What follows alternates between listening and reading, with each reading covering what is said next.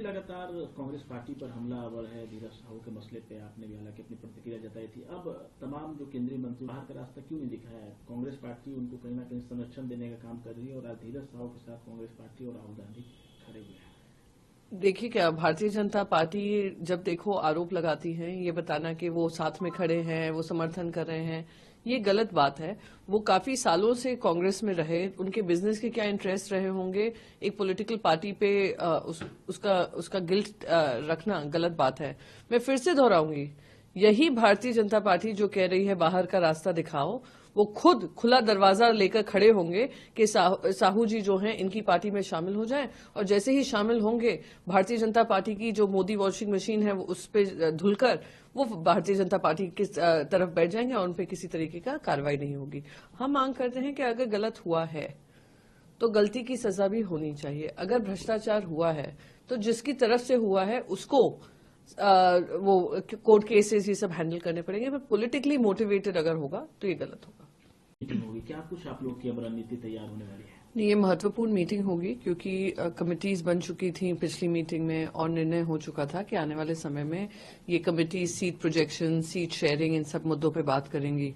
हाल ही में चुनाव खत्म हुए हैं, उसके भी जो नतीजे आए हैं उसको ध्यान में रखते हुए जो अर्जेंसी अब बनती है कि जनता के सामने एक अच्छा विकल्प बनकर हम उभरें, हम एकजुट होकर एजेंडा रखें, एक भाषा में सब बात करें, एक एजेंडा को लेकर चलें, और साथ ही साथ सीट शेयरिंग पे चर्चा हो वो टॉप मोस्ट लीडरशिप से ही हो सकती है हर राजनीतिक पक्ष की। तो ये आने वाली मीटिंग मैं मानती हूँ काफी इम्पोर्टेंट है और देश के लिए, विपक्ष और सत्ता पक्ष के लिए जो चुनाव आएंगे उसको मैं मानती हूँ उसको एक निर्णय देगी कि किस डायरेक्शन में हमें जाना है। देखिए, मुझे तो बड़ा आश्चर्य है, आजादी के बाद किसी भी दल के सांसद के घर से इतनी बड़ी मात्रा में कैश नहीं पकड़ी गई होगी। सैकड़ों करोड़ों रुपए का कैश सांसद के घर से मिलता है और पूरा इंडी अलायंस मौन है इस करप्शन पर।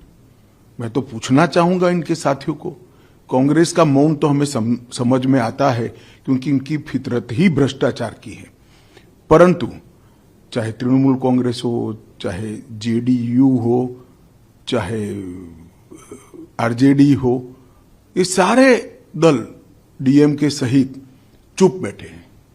सपा भी चुप बैठी है, कोई रिएक्शन नहीं। अब मुझे समझ में आ रहा है कि मोदी जी के खिलाफ ये जो एक प्रचार अभियान चला कि एजेंसियों का दुरुपयोग हुआ है, वो क्यों चलाया गया?